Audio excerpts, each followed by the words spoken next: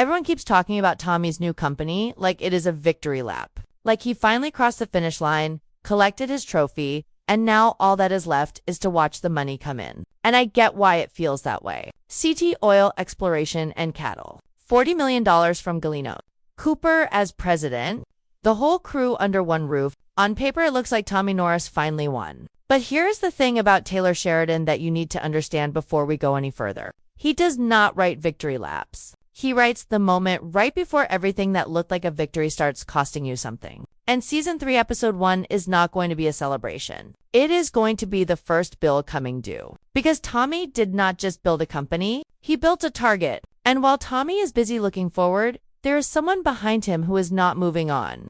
Someone who has every reason to make sure that what Tommy built does not survive long enough to matter. That someone is Cammy. And Season 3 is going to force these two people, who have more history than almost anyone else in this story, to stand on completely opposite sides of something that neither one of them can afford to lose. That is what Episode 1 is setting up. And that is exactly what we are going to break down today. Let us start from the very beginning of what Episode 1 is walking into, because the context matters enormously here. When Season 2 ended, the audience got something that felt almost too good. Tommy out of MTech, Tommy with his own company, Tommy with Angela back at his side, Cooper getting married to Ariana, the whole family unit locking into place like pieces that finally found where they belong. And I want you to hold that image in your mind for a second, because that is exactly the image that Episode 1 is going to start with. And it is going to feel warm. It is going to feel earned. And then, slowly, almost quietly, it is going to start pulling threads.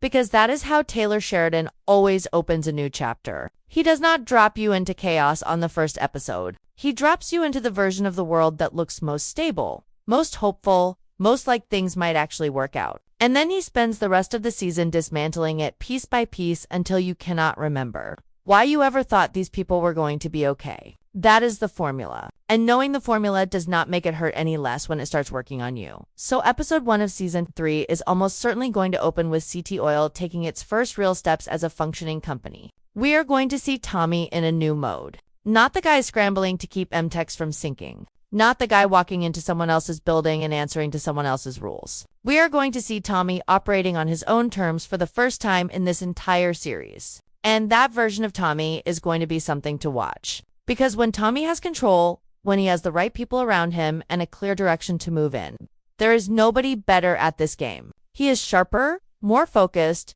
more alive. And the audience is going to feel that energy in Episode 1 right away.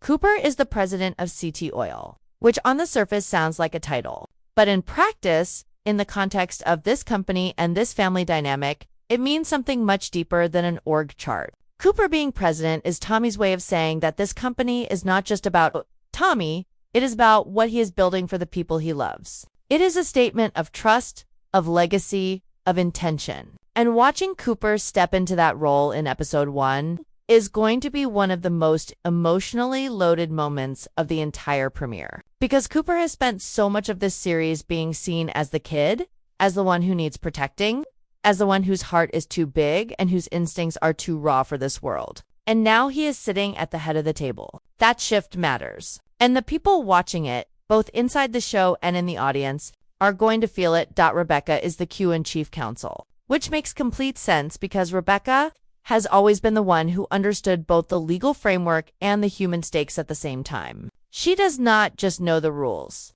She knows which rules matter and which ones exist to be navigated around. Having her in that seat gives CT Oil something that most new companies in this industry desperately lack, which is someone who can protect the company from the outside while also keeping the inside honest. And Nate handling the money is the kind of detail that tells you exactly how much Tommy trusts this crew.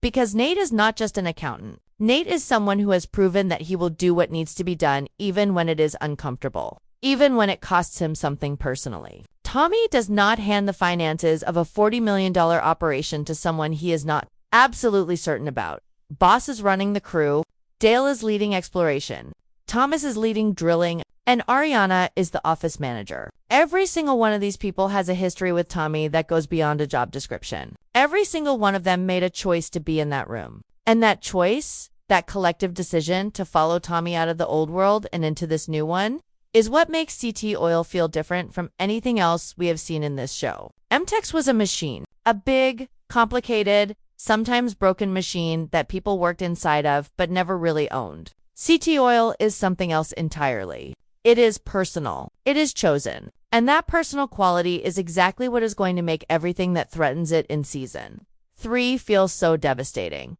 Now, here is what I keep coming back to when I think about how episode 1 is going to play out. There is a specific kind of tension that comes with starting something new in the same space where the old thing still exists. Tommy did not go somewhere else. He did not move to a different state, a different industry, a different world. He is still in West Texas. He is still in the oil business. He is still operating in the same geography with the same players who have been watching him for years. And that means from day one, from the very first phone call CT Oil makes, from the very first contract they try to land, from the very first, they try to drill, there are people in that world who are paying attention. There are people who remember who Tommy used to work for. There are people who are doing the math on what it means that he left when he did and started what he started with, who he started it with. And some of those people are going to see CT Oil not as a new company, but as a threat. Not because of what it is on day one, but because of what it could become if Tommy is allowed to build it the way he plans to.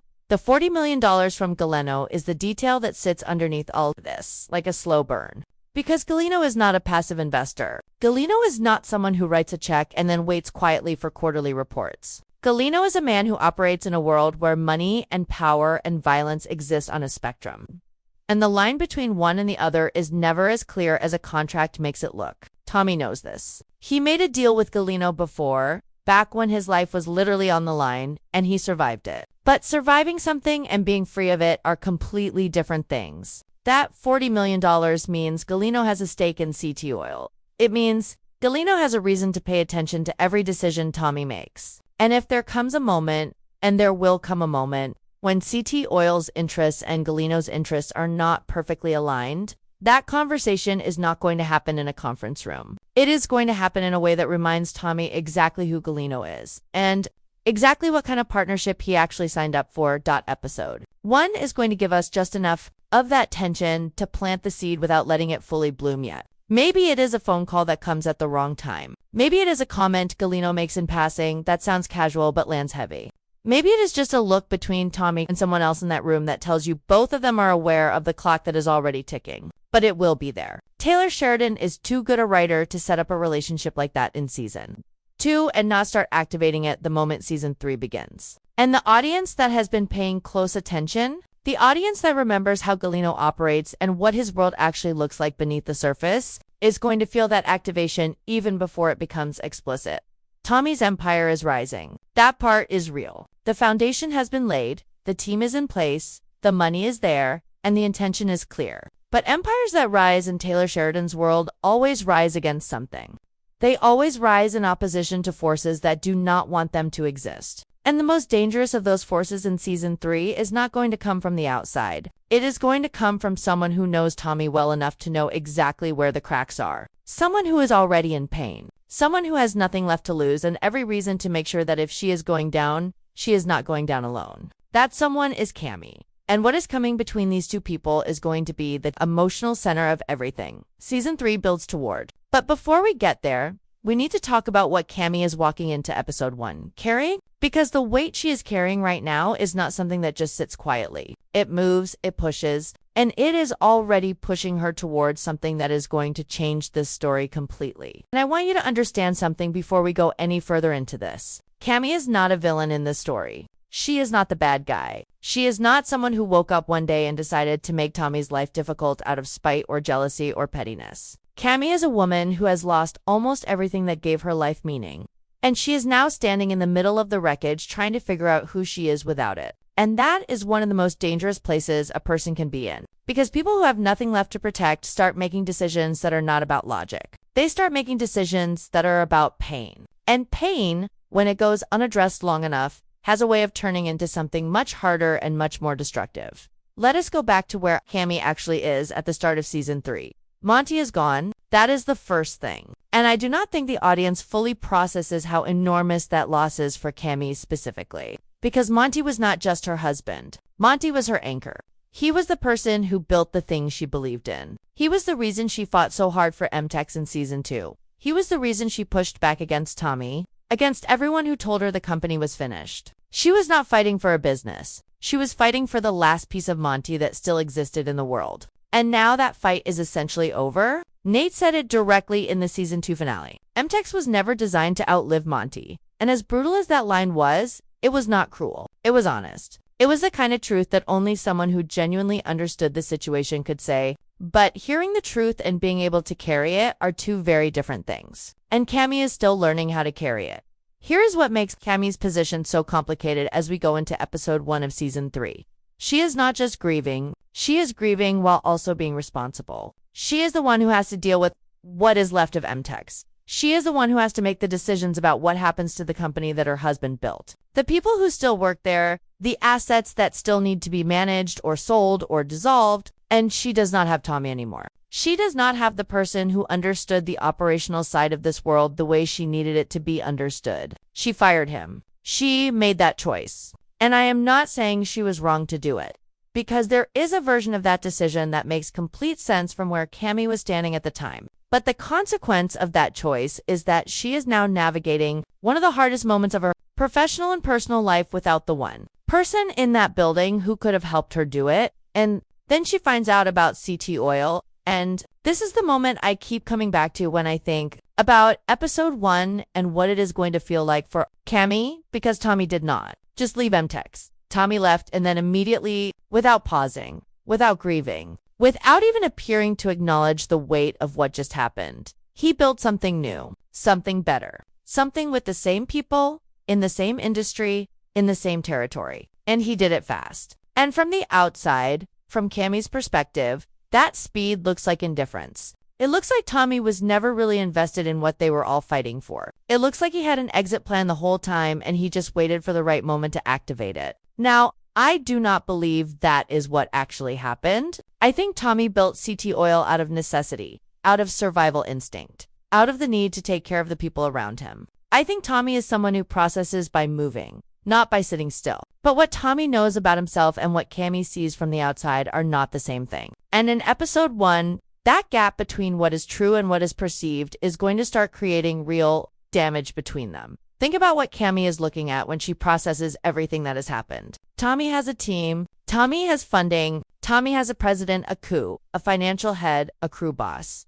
a drilling lead, an exploration head, and an office manager. Every single one of those people used to be connected to the world that Cammy is now trying to hold together on her own. And not one of them, not a single person in that building, came to her first. Not one of them said, let us figure out how to help Cammy before we figure out how to help ourselves. And I know that is not exactly fair because people have to take care of their own lives and their own futures. But fair does not matter when you are the one who got left behind. What matters is what it feels like. And what it feels like to Cammy is abandonment. It feels like everyone she trusted either died or walked away. And the one person who had the power to include her in something new decided that she was not worth the conversation. Now here's the detail that matters most for season 3. And I think it is the detail that is going to drive the entire conflict between Tommy and Cammy all season long. Tommy and Nate made Cammy a promise. They told her that they would help sell MTEX. They told her they would handle it, that they would make sure she got something real out of the deal, that she would not walk away from this empty-handed. And that promise is the thing that connects everything. Because if Tommy keeps that promise, if he actually shows up for Cammy and helps her navigate the sale of MTEX in a way that is fair and respectable, then there is a version of this story where their relationship survives, where it does not go to the darkest possible place, where Cammy walks away from this chapter with something to build a new life on instead of nothing but grief and resentment. But here is the problem. Tommy is now running his own company. He has his own pressures, his own timelines, his own fires to put out. And the promise he made to Cammy, as sincere as it was when he made it, is going to start competing with everything else he is committed to. And when promises start competing with priorities, the promise almost always loses. And that is exactly the kind of setup that episode 1 of season 3 is going to start activating. We are not going to see the full collision in episode 1. Taylor Sheridan does not work that way. He plants things. He builds pressure slowly. He shows you the crack in the wall before he shows you the wall falling down. But episode 1 is going to give us something, a moment, a conversation, a decision that tells us which direction Cammy is heading.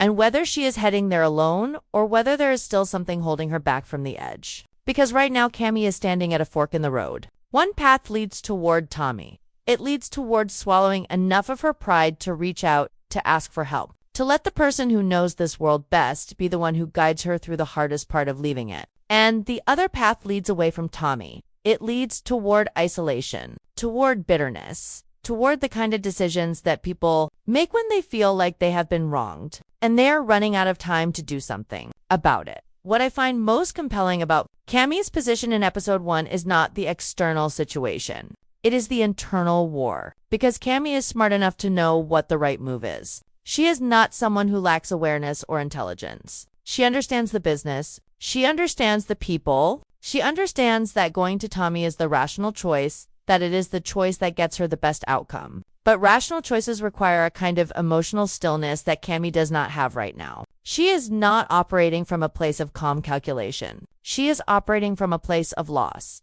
and loss does not sit still. It moves through you in waves, and some of those waves hit at exactly the wrong moment, and they push you toward the wrong door. And if Cammy walks through that wrong door in episode 1, if she makes one decision from pain instead of logic, the entire season changes shape around that choice. Because in Taylor Sheridan's world, one wrong move is never just one wrong move. It is the first domino. And once the first domino falls, everything behind it starts moving faster than anyone can stop.